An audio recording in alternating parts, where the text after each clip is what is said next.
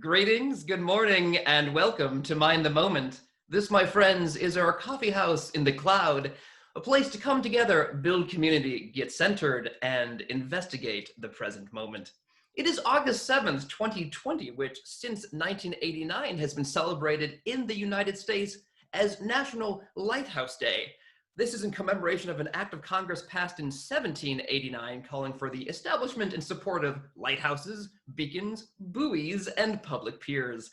The Irish poet Thomas Moore called the lighthouse lovely as hope and a star on life's tremulous ocean. And I've always loved the lighthouse myself as a thing symbolic of mindfulness practice. When I practice meditation, as we will be doing together in a few minutes, when I'm paying attention to each breath or each sensation in my body, it can feel like I'm building a kind of mental or emotional lighthouse for myself, a structure that will serve to guide me as I navigate the rough waters and rocky coasts of so many of life's experiences. A person doesn't need a lighthouse to successfully make it to shore, but it's certainly easier if you have one. Nevertheless, speaking personally, it hasn't always been easy to build my own mindful lighthouse, brick by brick, breath by breath. But once I got the foundation down, I found it became ever easier, as Henry Wadsworth Longfellow wrote, to guard its light from all eclipse. I'm John Roberts from Harvard Pilgrim Health Care's mindfulness program, and if there's anyone I would trust to effectively guard the light of mindfulness from all eclipse, it is Tara Healey. This Tara Healey, founder and director of Harvard Pilgrim's mindfulness program. Good morning, Tara. Good morning, John. Good morning, everyone. So glad to be with you today. Only moments from now, we'll have the treat of having Tara lead us in a 10-minute guided meditation. Following that, we'll set aside some time for Q&A, wrap things up just around 9 a.m. If you haven't done it yet, please take a moment to open up the chat box, which can be accessed using the bar at the bottom of your screen. That chat box is the window through which you can pass any questions or comments on your mind. We'd love to hear from you. Tara, towards ends such as those, is there anything that you would like to ask the folks at home to comment on as we're getting started? Yeah, but first, John, I just want to say, I, with the lighthouse, because by the way, everyone, I'm never quite sure what John's going to open with. And so I love the image of a lighthouse, in part because in this practice of mindfulness, really what's happening is we're shining the light on the activity of our mind and getting to know the sort of qualities of mind with more precision. So I've always really loved that image. And I guess toward that end, I would ask, what's one word that would describe how you are emotionally feeling in this moment? How, knowing that things vacillate throughout the whole day, but what is a one word or two that would describe how you're feeling? And Tara, I didn't want to put you on the spot, but I recall that in our very early days of working together, you used the lighthouse visually as a visual metaphor in some of your presentations with corporate clients. And it's kind of fallen away, but I whenever I see a lighthouse, it comes to my mind. It has fallen away a little bit, John, but maybe we should bring it back, because I think, and especially, you think about how helpful that kind of light is in a storm, and that it's really guiding. That's right. So, all right. So, as people are still typing here, please know that we're grateful to you for tuning in and taking the time to be with us and with each other. And keep in mind that only Tara and I will be able to see anything that you do type. And so if we don't read your particular question or comment out loud, still know that we read and appreciate them all. And before closing, I will point out some other ways that you can stay in touch with us as well. But here we do have some things coming in. So somebody says, mindfulness opens the light within that shines out to the world outside. Yes, that's right. That's it. Somebody says they're feeling open. Another person says turbulent but hopeful, drained. Maybe we can help fill you up a little bit today. Feeling a light within, feeling all at sea. Yes. Somebody's feeling rushed. Okay, well, so I don't want to rush through. And so maybe Tara, turn it to you to bring us into the meditative portion of our. Yeah, definitely. I will also add sort of my voice to the mix of what's coming in on feelings, because I am honestly feeling a bit sad or pensive or a little bit down today. The past couple days, my family and I have been moving my mom from her independent living to assisted living. And it's hard enough, but you add that we're in the midst of a pandemic, and some of what the restrictions are around our ability to see her and go into the new place with her. We were prohibited from that, and and also just unpacking her apartment, repacking so that she could be sent off with all of the things that bring her comfort. So I feel incredibly, I think somebody said drained, and I'm right there with you today. So on that note, let's go ahead and move into just about a 10-minute practice. And then we'll open it up for Q&A. And yeah, so I look forward to sitting with everybody today. So let's go ahead and settle in as we typically do. And remember that you could be in a standing posture or a sitting posture, whichever feels most comfortable for you today. And just allow the body to settle into the chosen posture, and making any micro movements so that you can sit in a way that is upright, that is alert, engaged, really fully here and present in this practice today. So allow your weight to surrender into the support of the surface. You can really give in to the foundation beneath you, knowing that we are held by the support, so nothing to hold on to, checking in with the body, softening the body to the degree that you can while maintaining a spine that is upright and engaged.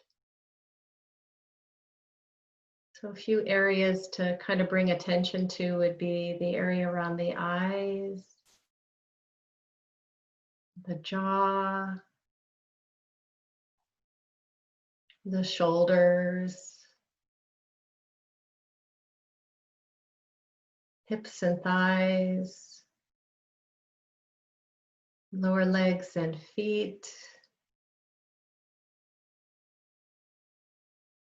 and softening to the degree that you can.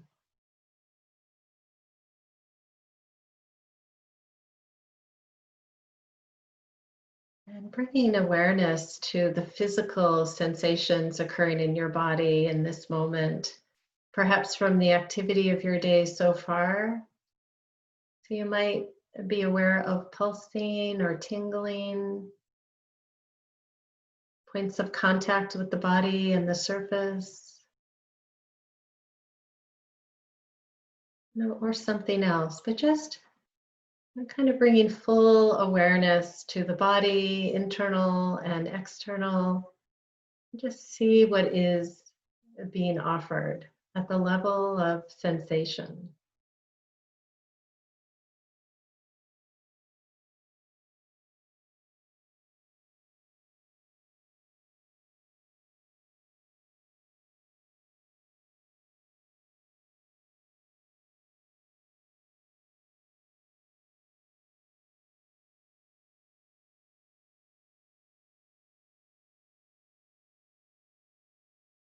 And just for a moment, noticing sound in the room or outside of the room,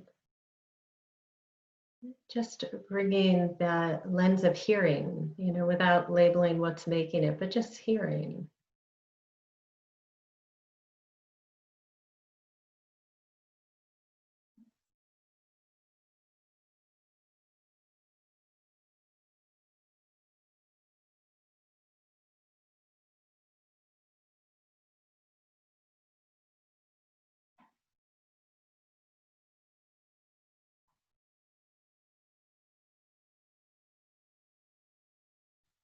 And as you feel ready, beginning to bring the awareness back inward to the body, and just beginning to notice the sensations present when you breathe and where in the body it's most pronounced. So you may just notice an overall sense of body breathing in and out. Could be more specific, like the belly or the chest or the nostrils. Just see where breath sensation is most pronounced. And as you locate that area, just begin to allow that breath sensation to serve as an anchor for the wandering mind. So every time you wander, which you will, you notice it, just come back to that particular place over and over again. Remember, we're not trying to stop thought. We're just deciding not to engage in a memory or planning for the future or something else as soon as we see it. Gently release and return attention to the breath. It's also fine to use another object, such as the palms of the hands touching, or the palms on the thighs, or perhaps points of contact with the back of the body and the surface.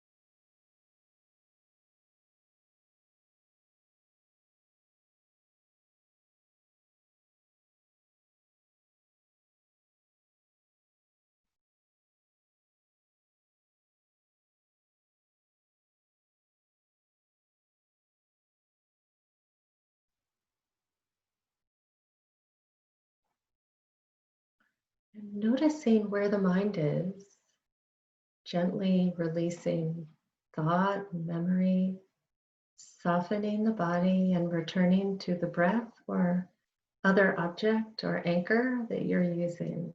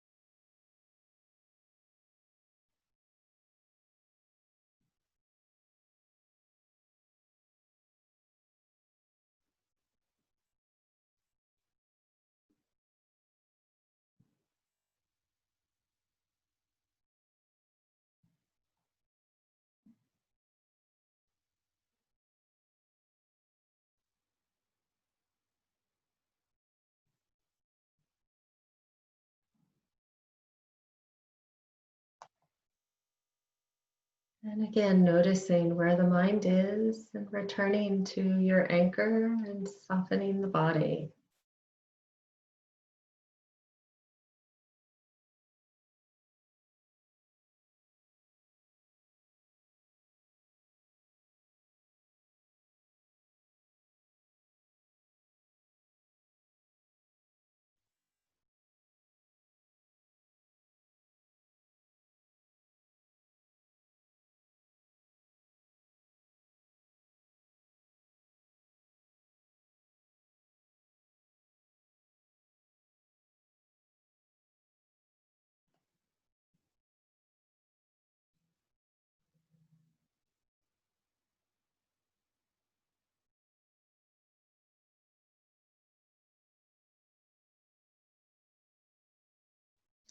And as you feel ready, slowly begin to open the eyes if they were closed, or if open, re-engaging with the room that you're in and with each other.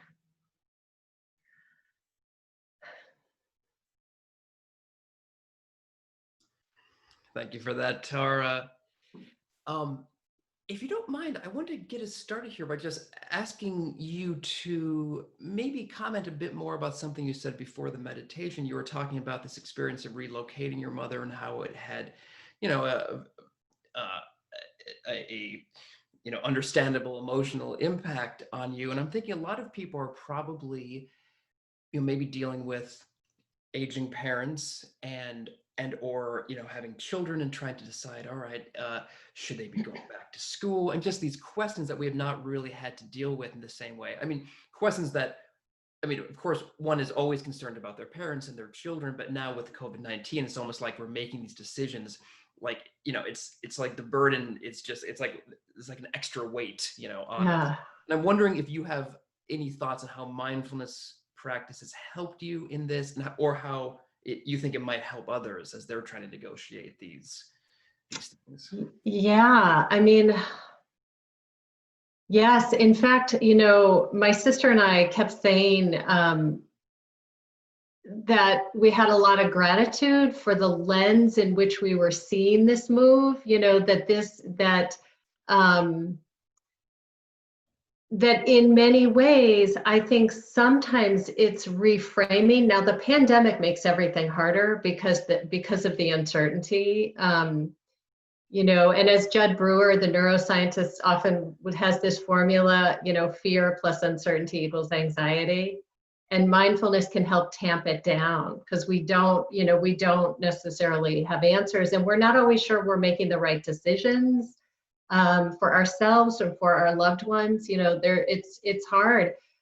I think, in part, related to my mother, just seeing that this is, a normal process. This is, really reframing it from being, lost in the past to this, she's going to be safer. And, like all of these things that are just, going to be better for her in the long run, but also fully embracing the loss and the sadness, like just, turning toward that and feeling that fully. Like what does fear, loss, anxiety, uncertainty feel like? What's the physical expression in the body of that?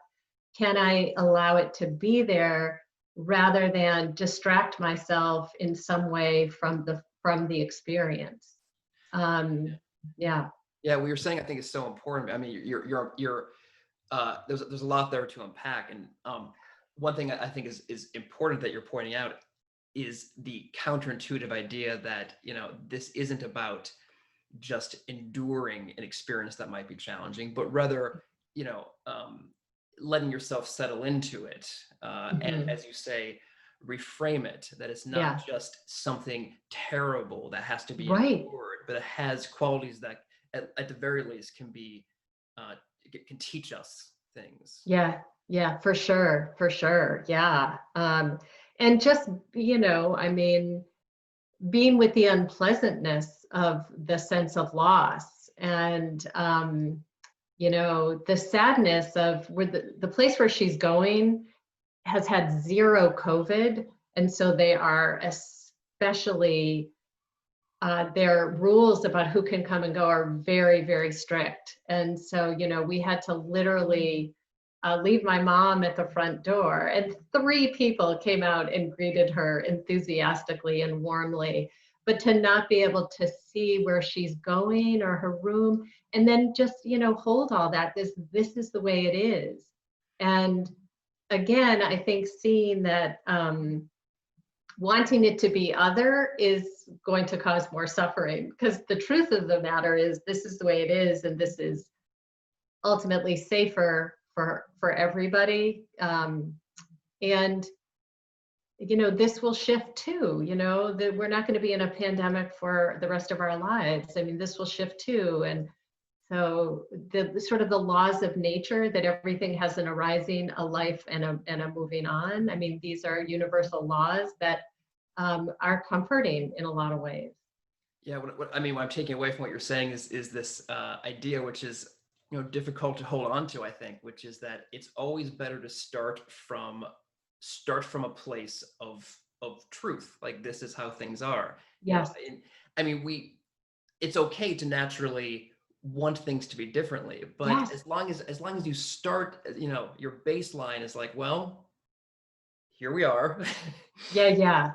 So Then, true. So yeah. true. Because the resistance to the truth of what's happening adds a whole extra layer of suffering and angst that isn't actually necessary. Somebody in the chat box wrote, this is great, I think: supporting our children in acknowledging the complexity of feelings is also a gift. Yes, so true. And True. it's my wife and I are thinking a lot about these sorts of questions. She's we're expecting our first child soon, and this idea about not trying to shelter our child from the complexity of feelings. Yes. Making sure he knows that it's not always going to be one way. Yeah. It's not always going to be great. It's not always going to be terrible. And there's nothing that is only great or only terrible. Right. And there is actually a way to engage with difficult emotions. So it's not like you're just out there on your own. There are actually skills, such as what we're doing today, that you can apply, and so, fortunately, that's available to all of us, always. Somebody wrote that. I thought this was, I guess, nice to point out. The person says this is the first time that they tried standing meditation, and it kept them more focused. And I think it's just worth pointing out that for folks who may be very new to this, that standing meditation, or standing as meditating, is one of the classic postures. Always okay. And if folks have not tried it, it's really worth just giving a try.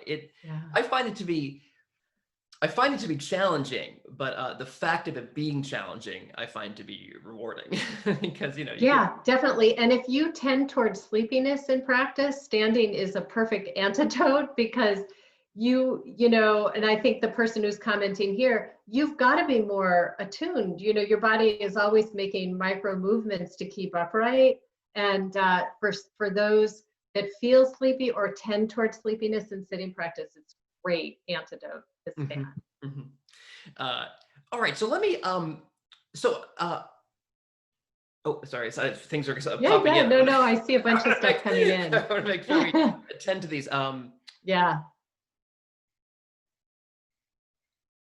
Oh, so somebody asked, okay, this is interesting. What is okay, that's a good question. What is the best focus point for standing practice? Okay, so Tara, maybe I'll turn that over to you, but I think, what the person's getting at is like, right, like with, we say when we're seated, we're maybe paying attention to the breath, but how does that shift if we're no, I love that. So so a couple things. I mean, with standing practice, you could try a few things, and sitting you can as well, but with standing, you could bring attention to the soles of the feet, the points of contact with the soles of the feet, and see, if that has some grasp for your attention. And if not, you can go to breath sensation. When you're standing, you're probably going to have a little bit of a wider focus potentially. And, just see where in the body are you noticing breath sensation most prominently. And it could be sort of whole body breathing in, whole body breathing out, and the sensations associated with that, or the soles of the feet. Mm-hmm. Yeah. Yeah. I think it's also there's something about how you getting started with. I mean, like you don't want to be like at attention, right? It's there's a kind of Right. softness, right? And so it Yeah. is. So what's interesting, it's a little bit like when you're doing walking meditation. Typically, you're not walking like you would walk down the street. There's a sort of Yeah. I mean, some people do that, but but there's a very disciplined sense of the walking, of sort of Yeah. a slowness to it that seems a little bit silly, I think, when we're to watch you. And I think with standing as well, it's not the way you would stand necessarily if you're just having a conversation with somebody. There's kind of a looseness while still alertness to it. Yeah, I mean, I try to say, you're relaxed yet engaged, Mm-hmm. And it's almost like the spine is straight but not stiff. Relax the body around the spine holds you upright. So it's the Goldilocks principle of not too loose and not too tight. Yeah, and I think, the one thing that I've heard instructors say, I've probably heard you say it, Tara, is this idea of imagining if there's a string on the top of your head and it's sort of pulling you up, which I find to be really helpful. Yeah. I mean, it's the first time I heard it, it felt a little bit disturbing to me. I was like who is pulling the string? But now that it does kind of help, orient my body, as it were. Yeah. Well, Tara, this unbelievably we've managed to. We have come to the end. Come to the end. I think it's great. It was very nice having this sort of impromptu conversation with you. So I want folks to know that we are back every Tuesday and Friday with more impromptu conversation, 8:30 a.m. Eastern time. You can find the links to these sessions and other resources at our main site at harvardpilgrim.org/mindfulness. If you have any questions for our experts that we didn't get to here, and you may, or if you think of any later on in the week, please send them to askmtm@harvardpilgrim.org. We'd love to answer those later on, when we can. And you can also leave me a voicemail, always at 617-509-7047. Now you can keep up with what we've been up to on our Facebook page. That's facebook.com/mindthemoment. And you can rewatch this session, older sessions and introductory sessions featuring Tara Healey on our YouTube page. That's youtube.com/mindthemoment. So finally, as I mentioned, my wife and I are expecting our first child, and accordingly, friends have been sending us all sorts of gifts. So one that really rocked my mindful heart recently was this book entitled "What is Part This, Part That?" I want to just read just a few pages of this. Steps in a staircase are part down and part up.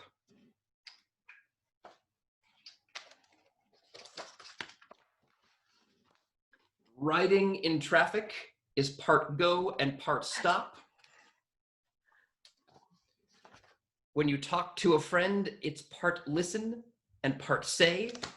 Now, so I find these to be wonderful reminders for people of any age, wonderful reminders that I'm excited to share with my son, that the richest way to appreciate any object, person, event, or exchange is to recognize and absorb it in its many facets. This is exactly what we were talking about earlier, Tara. Yes. To paraphrase something that I once heard a wise man say, there may be blue states and there may be red states, but there are also United States if you know where to look or are willing to look in the right way.